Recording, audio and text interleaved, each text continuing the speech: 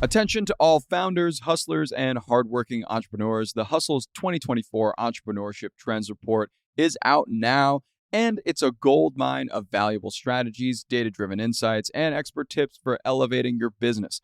Have you ever wondered how successful business owners are staying ahead of the crowd in today's super competitive market? Well, we talked to over 500 small business owners to uncover how they're doing it and did a ton of research so you don't have to. We know you're busy building your business, so we got you covered. The Hustle's 2024 Entrepreneurship Trends Report is something you don't want to miss. This right here is the future of entrepreneurship. So stop what you're doing right now and check the link in the show notes to get that report right now. Good morning, everyone. It's Friday, October 11th. I'm John Weigell here with Ben Berkley, and this is the Hustle Daily Show.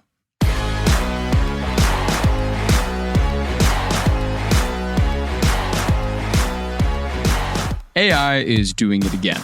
Fresh out of MIT and other researchers, Future You enables you to chat with, you guessed it, the future you. While some AI startups are trying to reanimate the voices of your deceased relatives, Future You's system is being hailed as an anxiety-reducing tool for young people to connect with their old selves over text. And well, we had to try it for ourselves. So let's see if Elder Ben and John have some good wisdom for you on this Friday. We'll get to that in a bit, but first let's give you the hits and headlines in business and tech. Starting off here, you could be overpaying for college if you're divorced. 40 top U.S. colleges were sued this past week, and they were all accused of collusion to fix prices and increase the cost of college for students with separated or divorced parents. The lawsuit estimates that about 20,000 students were affected by this in the last 18 years, and that's a heck of a lot. You may want to check those bills. Next, the historic Wimbledon tennis tourney is kicking line judges out of their high chairs and putting AI in their seats. Instead of a human, the automated electronic line calling system, or ELC, will be taking up the role of calling balls in or out in 2025. This brings an end to the 147-year tradition. From Wimbledon over the pond to France, are you feeling bad about taking that sick day? Just take a look at France, because they're taking a ton of them. In the first 6 months of 2024, the cost of French workers taking sick leave increased by 8.5% compared to last year. And France's national health insurance, apologies for the French, La Caisse Nationale d'Assurance Maladie, projected a 17 billion euro spending plan in 2024. But that amount has already almost been fully spent as of right now. Speaking of spending a ton of money, TD Bank is in the ditch for around $3 billion in penalties. This payment is part of a settlement after regulators and prosecutors charged the bank with failing to aptly monitor money laundering schemes by drug cartels. That's a heck of an accusation. Along with the fine, the Canadian bank also accepted limits on its growth in the U.S. in the future. And finally, Amazon is pushing into the pharmacy business. The company announced the opening of its pharmacies in 20 new U.S. cities in 2025. The main business driver here? Same-day prescription delivery. If it's anything like me ordering my Halloween costume, though, you can expect your meds to come scary fast.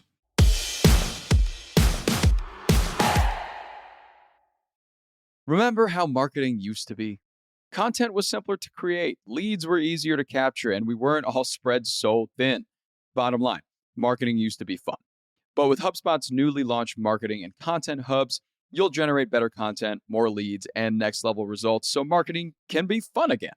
With tools like Content Remix to turn existing assets into all new pieces in just a click, lead scoring to shine a light on the leads most likely to purchase, and Analytics Suite to tackle out-of-the-box reports and KPIs with a goldmine of AI-powered insights, it's quick to get you results. It's easy to use, it connects all your teams and data, so put the fun back in your marketing funnel with HubSpot. Visit HubSpot.com to get started for free.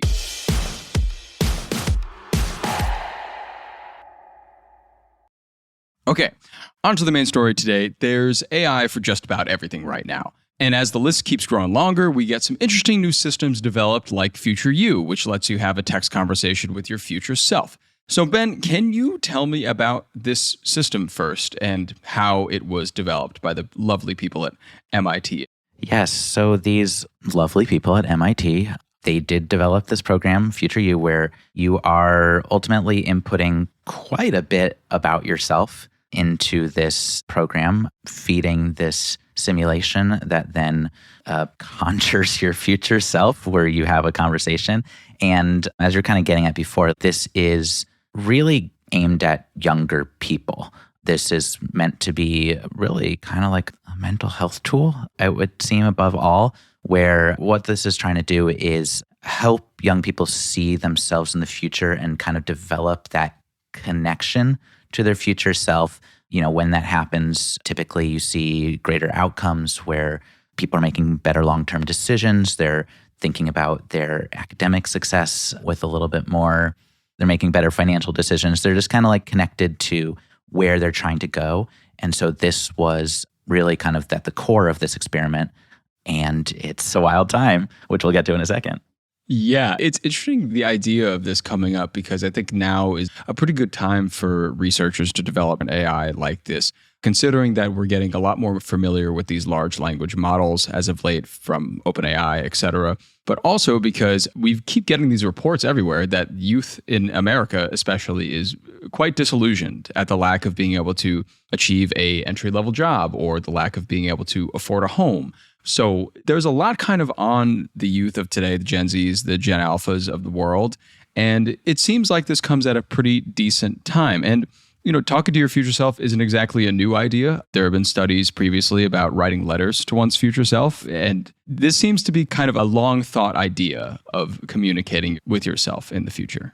Yeah, I feel like this is just a modernization of this idea of writing a letter to your future self and trying to connect.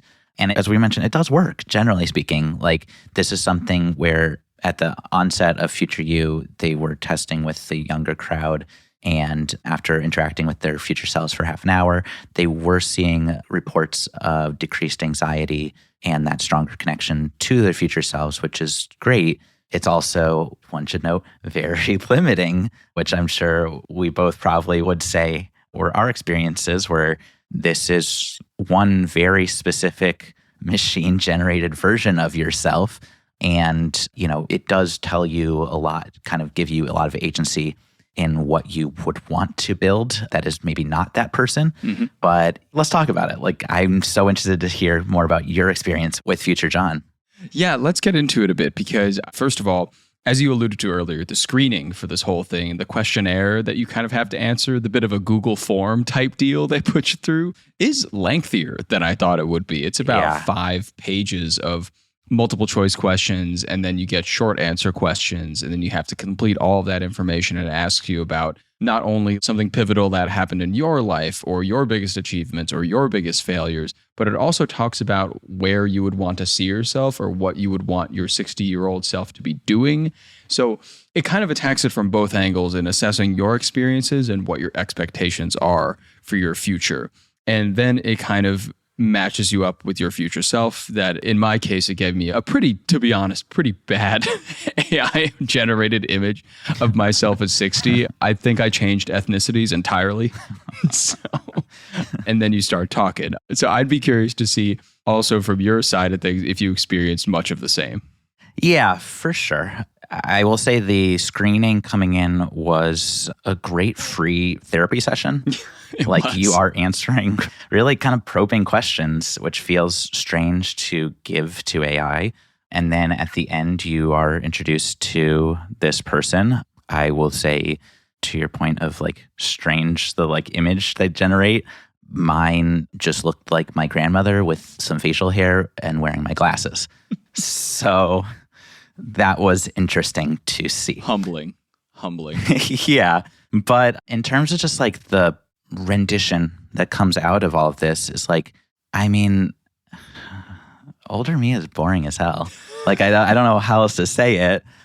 If the project's goal is to make me grow up better, then I would say mission accomplished, if only because that future vision of myself, I just look at it as no thanks. What a cheese bag. Empty platitudes on empty platitudes. It was a lot. It is meant to be motivational ultimately, and you can see kind of how that is playing through. It's just kind of future me was this walking stereotype of like a coastal 60-year-old American man who like goes on ayahuasca retreats. Like that's who this was. That's great. I also have a question for you in that vein. Yeah. When you first started actually texting your 60-year-old self, what was the conversation like? Was it a back and forth kind of text, you text, they text? Because the conversation that I got was pretty one-sided, at least for the first 5 minutes of just me getting basically spammed by my older self for a little bit and just sending me a bunch of inspirational sounding messages. Yeah, I think that's pretty much the standard experience, is they're kind of like parroting back little bits and pieces of what you entered in, but largely just kind of like driving you forward. And, you know, I think that we, again, should acknowledge that we are not the target of this project. Right. I think we're a little old, a little too like fully baked. Like we know ourselves pretty well, I hope. We don't have to unpack that right here in the air. But, you know, this was specifically built for that younger set to kind of guide them toward their dreams. And as someone who's like already started to like live mine, it doesn't quite hit as hard. But yeah, I could definitely see how this would accomplish that if younger. It just kind of produces this very like off-brand generic version of oneself that like it feels strange. Yeah. And I think this is a good time to point out as well that this is the testing ground for all of this. Yeah.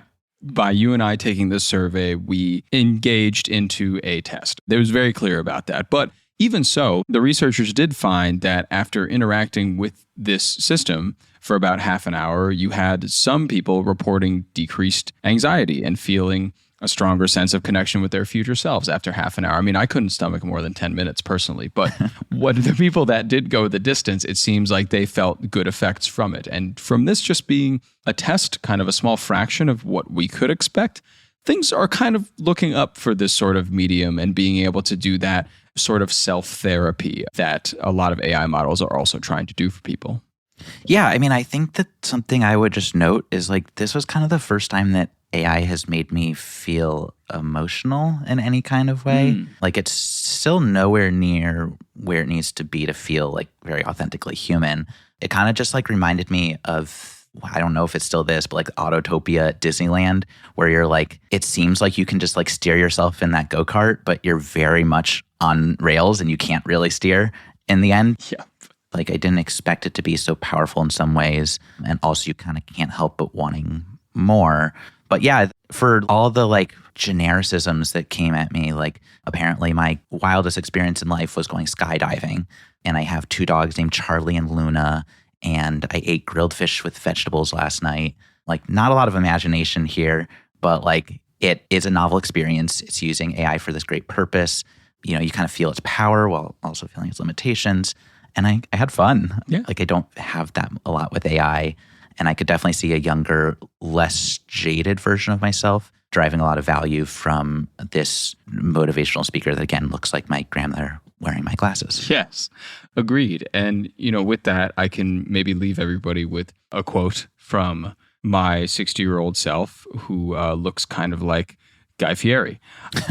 Okay, so here he goes. Life didn't turn out exactly as I planned or expected, but it brought even more opportunities and adventures than I could have imagined. So don't worry too much about having everything figured out at this point in your life. And isn't that just the end of a nice coming-of-age Christmas movie? I mean, I actually asked mine, what do you want to tell our podcast listeners? And basically got this same exact thing. So like we are on the same track, which also makes sense because there is one more thing, John, which I asked future me if you and I are still friends when we are 60. Oh, gasp. And yes, we are still great friends. Nice. We have remained close throughout the years, it says. And it also says the Hustle Daily Show has evolved into a widely popular podcast with a loyal following and has opened many doors for both of us in our careers. So that is so exciting. I mean, people who are listening today are on the ground floor of a revolution in media, and I am really happy for you or like future you, or I'm very lost on where I am in time. I'm happy for future you as well. And I really hope that our future selves are out somewhere listening to this, drinking some tea together. How nice would that be?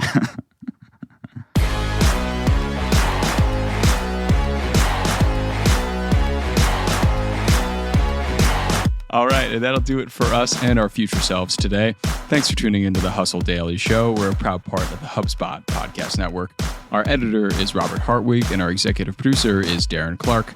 We've got a lot more tech and business coverage in our newsletter. If you're not subscribed, go get yourself signed up at thehustle.co/email. Throw us a follow on Instagram, and we'll see you in 30 years.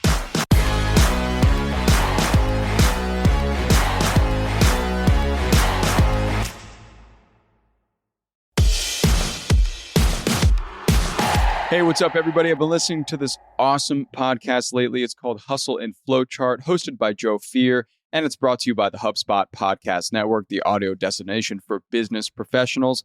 The Hustle and Flowchart podcast with Joe Fear is all about how to build a business so it gives you the freedom and fuel for your life. You can join Joe as he discusses systems, mindset tweaks, reframes, and strategies for entrepreneurs, and really anyone, to be honest, to enjoy the process of being in business and also having fun.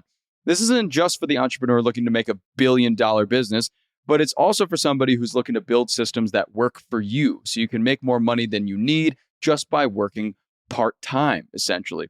I was actually just listening to an episode he had on Kareen Walsh behind the app Hey Kareen, and Kareen talked a lot about how to scale your business effectively, especially if you're just a startup, especially if you are just an app startup specifically. It's an awesome episode. I would recommend it to anyone. You could check them out, and you can listen to the Hustle and Flowchart wherever you get your podcasts.